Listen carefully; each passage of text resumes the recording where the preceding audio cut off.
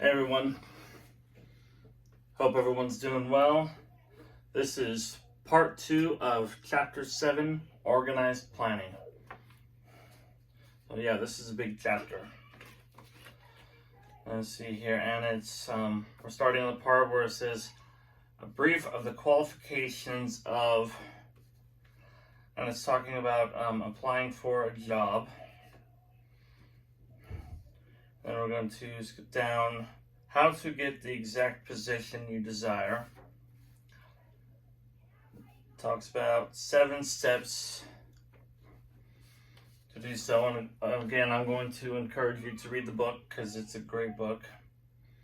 And I'll also continue to apply this to being a business owner yourself or an entrepreneur. First, decide exactly what kind of job you want. If the job doesn't already exist, perhaps you can create it. So for entrepreneur, decide exactly what business you want to do and what you want to do in that business. Second, choose the company or individual for whom you wish to work. That could be applied to choose the industry or the niche you want to work. Third, study a prospective employer as to policies, personnel, and chances of advancement. Kind of the same thing. Study that industry, that niche. Who's working with you, or who would be in the business with you, who would be, what kind of people you'll be associating with.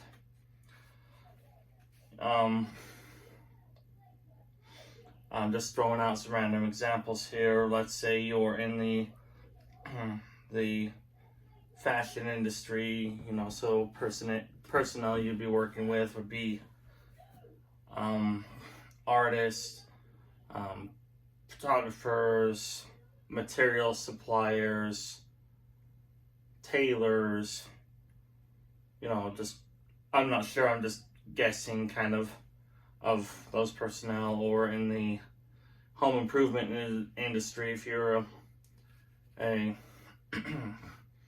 you're fixing up homes or having home rentals, and you'll be working with real estate agents and cleaning companies and building suppliers, contractors, landscaping, so be aware of who you might be working with in the other industries that you'll be directly related to.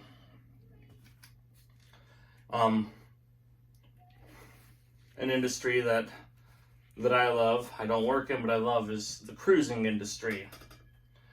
And a lot of people don't factor in what's involved in the cruising industry, because you've got the contractors who build the cruise ships, the contractors who maintain them, the people that work on board. You've got the food and beverage suppliers and all those behind the scenes support people. You got a fleet of forklifts on the docks, loading luggage, loading food. You got people who need to maintain those forklifts. You got the hotel industry, because a lot of times people will come in the night before or even a few days before, and they need a place to stay. So you got the whole hotel industry. With that, you've got transportation, getting people from the hotel or from the airport to the cruise port. So there's a bunch of related industries. All right, fourth, by analysis of yourself, your talents and capabilities, figure what you can offer. Excuse me. A lot of times we think of what we'll be getting paid and what our benefits are, but we also need to consider what we can offer. Continues to say, and plan ways and means of giving advantages, services, developments, ideas that you believe you can successfully deliver. Fifth, forget about a job. Forget about whether or not there's an opening. Forget about the usual routine of, do you have a job for me? Concentrate on what you can give.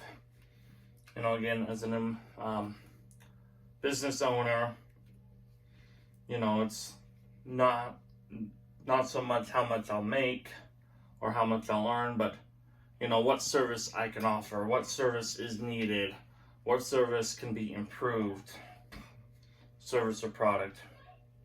6, once you have a plan in mind, arrange with an experienced writer to put it on paper in neat form and in full detail. And I'll kind of combine that with the 7th, present it to the proper person with authority, and he will do the rest. Every company is looking for men who can give something of value, whether it be ideas, services, or connections. Every company has room for the man who has a definite plan of action, which is to the advantage of that company. So I'll combine them, and you may not necessarily have a resume if you're an entrepreneur or business owner, but you have a list of qualifications as to why other businesses or other people should hire you, or why they should work with you. You got your website.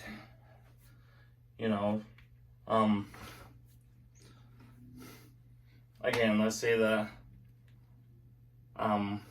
cruise line.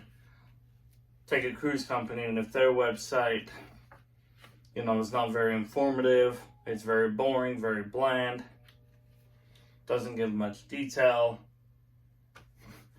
then that doesn't paint the most positive picture for that company. Their website, their newspaper articles, their weekly emails or whatever are like their resume.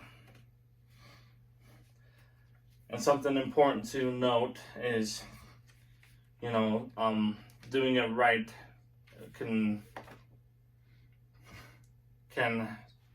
help out a lot in the long run. This line of procedure may take a few days or weeks of extra time, but the difference in income, in advancements, and in gaining recognition will save years of hard work at small pay. It has many advantages, the main one being that it will often save from 1 to 5 years of time in reaching a chosen goal. So if you're that business owner and you do your research, you do your due diligence, you have a plan of action, you know what services or products you can offer, all that, putting in that extra couple days or a couple weeks of homework can save you a lot of headache and time in the long run. Let's see here, I'm going to be skipping through quite a bit. Again, please go over and read it. Let's see, in one paragraph down here it says, both the employer and his employee are employed by the public they serve. If they fail to serve well, they pay by the loss of their privilege of serving. One example is, I'll take Blockbuster. They didn't adapt and didn't adjust and didn't serve the public. They failed to serve them well anymore. And now they're pretty much out of business. So we often overlook that the business owner and all the employees are still employed by the public they serve. If me as a business owner refuse to serve the public or do a crappy job, it's not going to be long before I'm out of business. Excuse me. Skipping through another line that jumped out at me, and I'm skipping a lot on this section. Whatsoever a man soweth, that shall he also reap. So to me, that basically says what goes around comes around. If you're dishonest and you're non-reliable then you're going to be SOL sooner or later. And you're going to have people be dishonest and non-reliable to you. Or, if you're cheating, not paying your employees fairly, not being fair, and treating them well, then it's going to come back to bite you in the butt. On the flip side, if you're doing very well, and I'll paraphrase quote Richard Branson, I believe, he said, treat your employees well and they'll treat your customers well. So if you're fair and understanding and treating your clients, customers, and employees well, then they'll treat you well.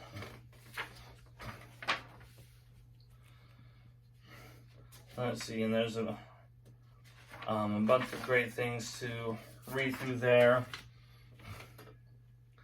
Let's see, then it goes on to talk about the 30 major causes of failure. Okay, so Napoleon lists 30 major causes of failure, and I'm going to just highlight a couple of them. Number 2 is lack of well-defined purpose in life.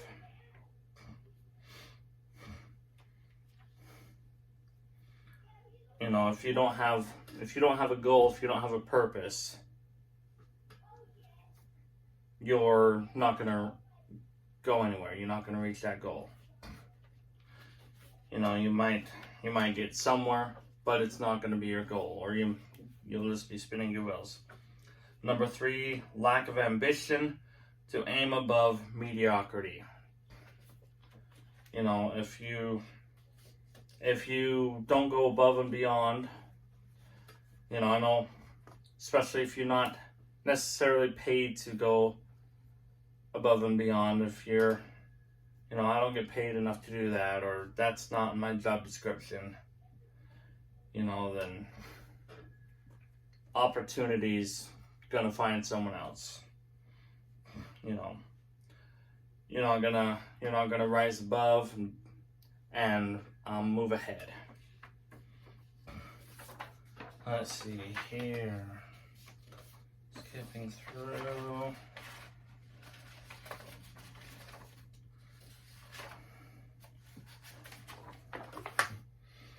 And after those 30, it says there's a section that says take inventory of yourself. 28 questions you should answer. A self-analysis questionnaire for personal inventory. And I would encourage you to take this with an open mind, open book. Even maybe someone else that really knows you, but that's gonna be truthful and honest in the answers. And that's gonna help you determine where you're at and what areas you can improve on and where you can grow, and maybe help you discover some of the things that might be holding you back.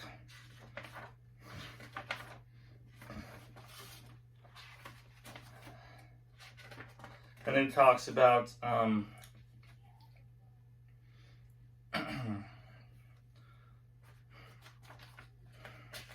let's see, what is opportunities, and it kind of talks about what it takes to make things happen. It uses breakfast food, saying if we didn't have the systems in place that we do today, and the innovation and the people that were willing to put forth the work and put the foundation in, so to speak, just to have a simple breakfast, maybe with some toast and orange juice and eggs, maybe some tea, and saying you'd have to go all over the country and all over the world to gather those things. If you wanted eggs, you get them some farm in Utah. Some tea, you might have to go to China for. Florida, you'd have to go to get some orange juice. So it kind of describes, what's been put in place and being able to work together to make things happen.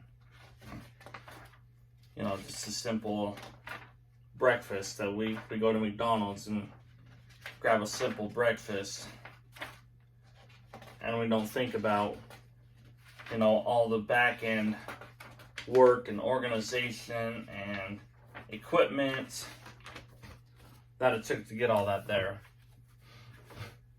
The people building or making the cups that your drink comes in, the truck drivers that bring all the supplies to the local area, the people that grow the oranges, that harvest the oranges, that process the oranges, that ship the oranges, that package the oranges.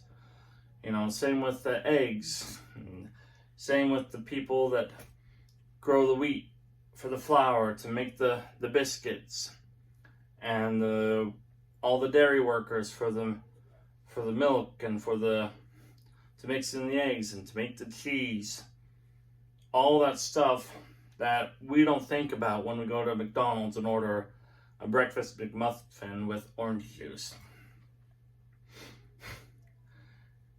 So it's a great piece to read about, working together and having that bigger goal in mind, and looking just beyond yourself or beyond your company, because let's say the people in Florida that grow the oranges, they wanted to keep those oranges for them and their neighbors. Then it may not team up with the people in Utah that have the eggs and the people in China that have the tea, and bring all those pieces together and serve the whole world. Be able to, grow bigger and serve more people by working together than just doing it in their little community or their little area or whatever. So many different industries. You go to Home Depot and you can buy a whole bunch of home improvement materials and not even think about all the people that had to be involved to get those materials to Home Depot. The people that made the lumber goods, the people that produced the flooring, and then the whole shipping industry and the packaging industry. So, anyways, that's it for this one. Thanks for tuning in. We will see you next time.